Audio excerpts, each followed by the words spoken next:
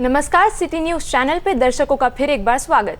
आज हमारे साथ एक ऐसे व्यक्ति मौजूद है जिन्होंने अमरावती शहर का नाम न केवल महाराष्ट्र में बल्कि पूरे देश में रोशन किया है। पराग सतीश श्रीवास यह आईएसएल के बेंगलुरु टीम के बहुत ही उम्दा खिलाड़ी है। साथ ही Bengaluru B player of the season 2018-19 का ये खिताब जीत चुके हैं। इंडियन सुपर लीग यह साल 2014 में all India football federation, IMG Reliance तथा स्टार स्पोर्ट्स के सहयोगिक प्रयास से शुरू की गई थी। इस लीग में स्पेन, ऑस्ट्रेलिया, फिजी जैसे विदेशों के खिलाड़ी भी भाग लेते हैं। बेंगलुरु FC इस टीम का नेतृत्व सुनील छेत्री, जो कि भारतीय फुटबॉल टीम के कप्तान हैं, इनके द्वारा भी किया गया है। आइए जानते हैं पराग जी से इनके फुटबॉलर बनने के सफ़र के बारे में। नमस्कार सर, हमारे चैनल पर आपका स्वागत है। क्या आप हमारे दर्शकों को बताना चाहेंगे आपका फुटबॉलर बनने का सफ़र किस प्रकार शुरू हुआ? क्या आपको बचपन से ही इस खेल में रुचि थी? बचपन में मेरे पापा सतीश श्रीवास, जो कि अमरावती ग्रामीण पुलिस फुटबॉल टीम से खेलते थे, तो बचपन में मैं उनको ही देखने जाता था। काफ़ी बार मैं स्कूल बंक करके उनके मैचेस देखने जाता था, तो उनसे ही मुझे प्रेरणा मिली कि मैं फ़ुटबॉल खेलूं, और उन्होंने ही मुझे चांस दिया। मतलब उन्होंने ही मेरे पे मेहनत करके यहाँ तक के पहुँचाया है जी। इस क्षेत्र में आपका कोई रोल मॉडल, जिन्हें हम आदर्श कहते हैं, ऐसा कोई है? बचपन से पापा को देख के ही मैंने फ़ुटबॉल सीखना स्टार्ट किया है, तो मैं पापा और मम्मी को ही मैं मेरा रोल मॉडल मानता हूँ जी। अमरावती जैसे छोटे शहर से इतने बड़े मुकाम पर पहुंचने में आपने किन संघर्षों का सामना किया? क्या आप हमारे दर्शकों को बताना चाहेंगे? जब पापा मुझे सिखाते थे, वो टाइम मैं स्कूल में golden kids English high school में था। वो टाइम मैं स्कूल की टीम से खेलता था, अंडर 14। पर खेल अच्छा होने के कारण मेरे जो सीनियर्स है स्कूल के, साद रहमान, वो मुझे अंडर 17 में खिला रहा था, ताकि मेरी एज छोटी थी तो भी। तो फिर वहाँ से मैं डिस्ट्रिक्ट लेवल पे खेला। 7th में मैं पुणे गया, पुणे बालेवाड़ी महाड़ूंगे, वहाँ पे मैं ट्रायल दिया, और फिर पुणे में जाके ट्रायल दिया और वहाँ पे मेरा सिलेक्शन हुआ। 8th में मैं अंडर 14 का ट्रायल्स देने रायगढ़ गया, जालना गया था, तो वहाँ पे मैं ट्रायल दिया। पर परफॉर्मेंस अच्छा नहीं था, पर सडन टेज में सिलेक्ट हुआ। तो फिर हमारे जो कोच है अंगिलवार सर, उन्होंने मेरे पे बहुत मेहनत की, और उन्होंने बोला था कि टेंशन मत ले, आगे बहुत सी अपॉर्चुनिटीज़ तुझे मिलने वाली है। तो फिर 9th में मैंने पुणे FC की ट्रायल्स दी थी, जहाँ पे मैं सिलेक्ट हुआ था। तो वो मेरा फर्स्ट प्रोफेशनल क्लब है, जहाँ पे मैं अंडर 15 में पुणे FC को रिप्रेजेंट कर रहा था। तो 9th 10th Pune FC, 11th में पुणे FC में छोड़ा। फिर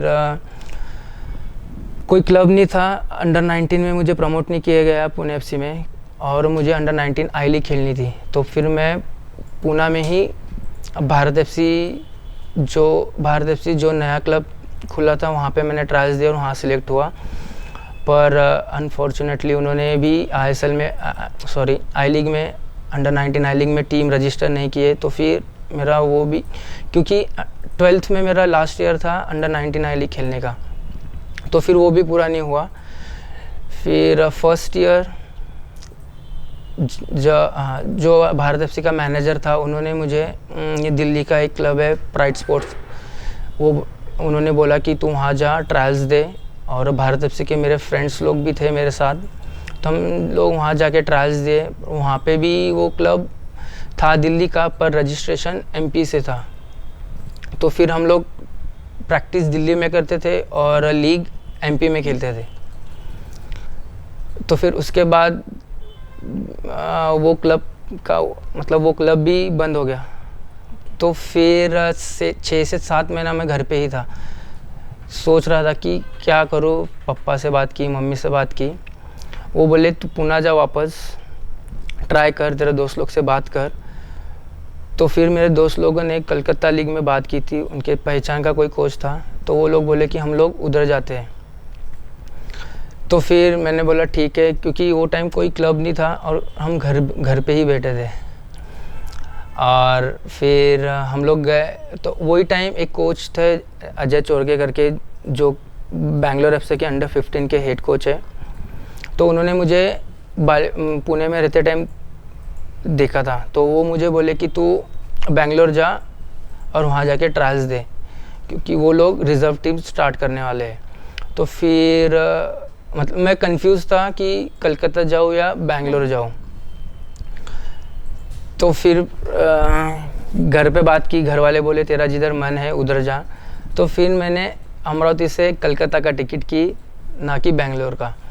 तो फिर जब मैं ट्रेन में बैठा, नागपुर तक पहुंचने ही वाला था, तो कि अजय सर का फ़ोन आया, वो बोले तू वहाँ पहुंचा क्यों नहीं ट्रायल्स के लिए। तो फिर वो टाइम मैं बहुत घबरा गया था, रोना स्टार्ट कर दिया था, क्योंकि करियर में कुछ मतलब लाइफ में कुछ सही नहीं जा रहा था, ना पढ़ाई हो रही थी ना खेल। तो फिर पापा से बात किया, पापा को कन्विंस किया कि मैं क्या करूं। तो फिर मैंने नागपुर में ट्रेन छोड़ी, नेक्स्ट डे का बेंगलोर का टिकट किया और फिर नेक्स्ट डे बेंगलोर गया। वहाँ जाके ट्रायल्स दी। वहाँ पे भी जो पुणे FC अंडर 19 के हेड कोच थे मूसा सर, वो ही रिज़र्व टीम के हेड कोच थे। तो उनके पहचान से थोड़ा हेल्प मिली और फिर मैं बेंगलोर FC रिज़र्व टीम में सिलेक्ट हुआ। फिर वहाँ से काफ़ी स्ट्रगल भरा आपका सफ़र रहा है। ये काफ़ी युवा जिनको आपकी तरह खिलाड़ी बनना है, ये काफ़ी उनके लिए इंस्पायरिंग रहेगा। आप क्या बताना चाहेंगे कि आपने अपना फुटबॉल खेलने का सफ़र अमरावती के किन क्लब से शुरुआत की थी? अमरावती में पापा इंडिपेंडेंट क्लब से खेलते थे, तो फिर मैं भी इंडिपेंडेंट से ही खेलता था। जब पुणे गया था तब ये सब कुछ छूट गया था, अमरावती में ज़्यादा खेल नहीं पा रहा था। तब कपिल भैया जिन्होंने अभी AFA स्टार्ट की है, दिनेश सर जो इंडिपेंडेंट का हर टाइम समर्स में समर कैंप्स रखते हैं, और AFC है जो कि ढोके सर चलाते हैं। तो इन क्लब से और अमरावती में काफ़ी दोस्त है, उन सब से मिलजुल के खेलता हूँ। अभी फ़िलहाल तो कोई क्लब में नहीं हूँ अमरावती में, पर आगे जाके होपफुली मैं इंडिपेंडेंट को रिप्रेजेंट करूँ आफ्टर माय रिटायरमेंट। जी ज़रूर। अच्छा, जैसे कि आप जानते हैं भारत में खेल यह बहुत ही कम लोगों का करियर प्रकल्प होता है। तो अगर आपको भारत के खेल प्रशासन में कुछ बदलाव करने का मौका मिले तो आप क्या बदलाव करेंगे? बदलाव वैसे तो जब पहले बहुत से ट्रायल्स कंडक्ट करते थे बहुत से क्लब, बट अभी वो सब कुछ बंद हो चुका है। तो मैं ट्रायल्स के लिए क्लब को बोलना चाहता हूँ कि आप लोग ट्रायल्स स्टार्ट करो, और क्योंकि भारत में बहुत से टैलेंटेड प्लेयर्स हैं जिनको चांस नहीं मिल रहा है, और ट्रायल्स मतलब वो उधर ही है, उनको आगे बढ़ने का मौका ही नहीं मिल रहा है। तो बस ट्रायल्स कंडक्ट करना चाहता हूँ। अच्छा, जिस प्रकार भारत में बड़े पैमाने पर क्रिकेट आयोजित किया जाता है और लोगों द्वारा सराहा जाता है, उस स्तर पर फुटबॉल को पहुंचाने के लिए आपके कुछ सुझाव? जैसे कि आप सबको पता है कि क्रिकेट को भारत में बहुत ही माना जाता है, ताकि फुटबॉल को उतना माना नहीं जाता है। तो फुटबॉल को वो मुकाम पे पहुंचने के लिए एडवर्टाइजिंग है सब कुछ बहुत ज़्यादा करनी पड़ेगी, और ताकि जो चैनल्स है उन्होंने भी फुटबॉल को प्रमोट करना शुरू करना चाहिए, ताकि फुटबॉल भी पूरे वर्ल्ड में फुटबॉल बहुत खेला जाता है। सिर्फ भारत में क्रिकेट ही है, फुटबॉल कुछ भी नहीं है। तो प्रमोट करना बहुत इम्पोर्टेंट है फुटबॉल को। जी। जैसे कि हम सब जानते हैं, सुनील छेत्री जो भारतीय फुटबॉल टीम के कप्तान हैं, वही बेंगलुरु FC के भी कप्तान हैं। आपका उनके साथ एक मैदान में खेलने का क्या अनुभव रहा है? सुनील भाई ये टॉप प्रोफेशनल प्लेयर है, उनके साथ खेलना बोले तो इट्स ड्रीम कम ट्रू। मैं जब बालेवाड़ी में था तब मैं उनको बॉल प्रोवाइड करता था, ताकि बालेवाड़ी में मैं बॉल बॉयज़ था। जब इन लोगों के मैचेस होने के तब सुनील भाई आने के खेलने के, हम लोग उनको देखने के, तो वो टाइम में उनको बॉल प्रोवाइड करने का, बॉल देने का। तो अभी उनके साथ खेलना मतलब बहुत बड़ी बात है मेरे लिए। जैसे कि हम सब जानते हैं खेल में कई बार बहुत ही प्रेशर सिचुएशन उत्पन्न हो जाती है, बहुत दबाव की स्थिति उत्पन्न हो जाती है। ऐसी स्थिति में आप अपने आप को शांत किस प्रकार रखते हैं? ऐसी स्थिति में प्रैक्टिस के टाइम हमारा स्टाफ मेंबर जो हमारा फिटनेस ट्रेनर है, ये सब लोग हमको रिजर्व टीम से ये सब कुछ, जो हमारे मूसा सर है वो हमको अंडर प्रेशर कैसा खेला जाता है, ये सब कुछ सिखाते हैं। ट्रेनिंग से मतलब रिजर्व टीम से ही सिखाते हैं कि आप लोग को ऊपर जाना है तो ये प्रेशर हैंडल करना ही पड़ेगा। तो फिर वहाँ से हम लोग को सिखाते हैं कि आप ये लेवल पे कैसा प्रेशर हैंडल करना है। कोई प्लेयर्स आपको कुछ बोलता है तो उसको ज़्यादा निगेटिविटी में ना लेते हुए पॉजिटिव वे में लेना चाहिए। जैसे कि अभी हमने देखा यूरोप के सबसे बड़े फुटबॉल लीग यूएफा चैंपियनशिप का फाइनल एफसी चेल्सी द्वारा जीता गया। क्या आप दर्शकों को बताना चाहेंगे आप किस टीम का समर्थन कर रहे थे? आपकी पसंदीदा टीम कौन सी है? मैं वैसे इंग्लिश प्रीमियर लीग में लिवरपूल एफसी को फॉलो करता हूँ और ला लीगा में एफसी बार्सिलोना। बेंगलुरु टीम का बहुत ही वाइड फैन बेस है जिसे हम व्यापक प्रशंसक आधार कहते हैं, जो वेस्ट ब्लॉक ब्लूज़ के नाम से जाने जाते हैं।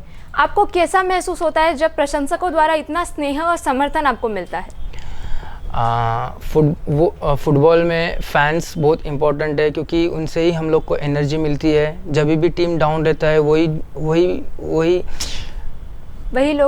लोग हम लोग को मोटिवेट करते हैं, बूस्ट करते हैं और उनके कारण ही हम लोग इतना अच्छा परफॉर्मेंस कर सकते हैं। ये लास्ट सीज़न फैंस नहीं थे तो सब बहुत मुश्किल था फैंस लोग के लिए भी और प्लेयर्स लोग के लिए भी, क्योंकि स्टेडियम में फैंस ना होना ये एक प्लेयर लोगों के लिए डिसएडवांटेज है। और बीएफसी के लिए west block blue it's a 12th man. अच्छा, वो ना रहे तो सब मुश्किल होता है जी, मैच अधूरी लगती है फैंस के बिना। क्या आप मानते हैं कि खेल एक इंसान को बेहतर व्यक्ति बनाने में मदद करता है? हाँ, खेल इंसान के लिए खेल ये बहुत इम्पोर्टेंट चीज़ है। बल्कि वो कोई भी खेल हो, इंसान ने खेलना इंसान ने खेलना ही चाहिए, क्योंकि उससे ही इंसान फिट रहेगा और आगे जाके कोई तकलीफ़ नहीं होगी। जैसे कि कोई घर बैठे ही काम कर सकता है तो उनको बहुत से प्रॉब्लम्स फेस करने पड़ते हैं, तो खेल से उतना ही उन्हें प्रोत्साहन मिलता है और माइंड फ्रेश रहता है। जी, एक अनुशासन लाता है खेल आपके जीवन में। हाँ। भविष्य में आपके क्या विचार है? क्या आप इंग्लिश लीग जैसे अन्य देशों की लीग में ट्राई करना चाहेंगे?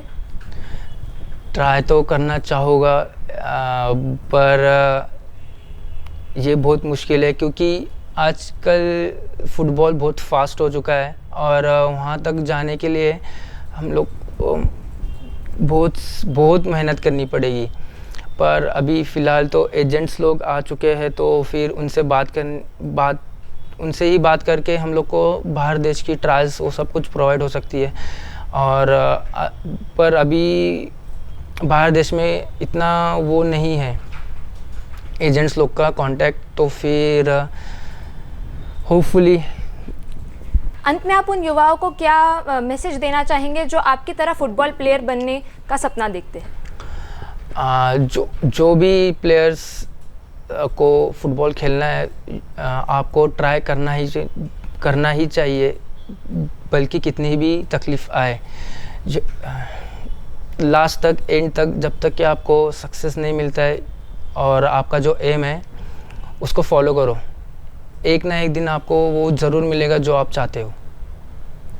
काफ़ी इंस्पायरिंग जर्नी रही है पराग सर की। मुझे उम्मीद है आज के युवा जो इनके जैसे बनना चाहते हैं, इनकी कहानी सुनकर, इनका सफ़र सुनकर बहुत इंस्पायर होंगे, उत्तेजित होंगे। धन्यवाद सर हमारे साथ हमारे न्यूज़ चैनल पर जुड़ने का। आपके भविष्य के उपक्रमों के लिए हमारे चैनल की ओर से बहुत बहुत शुभकामनाएं।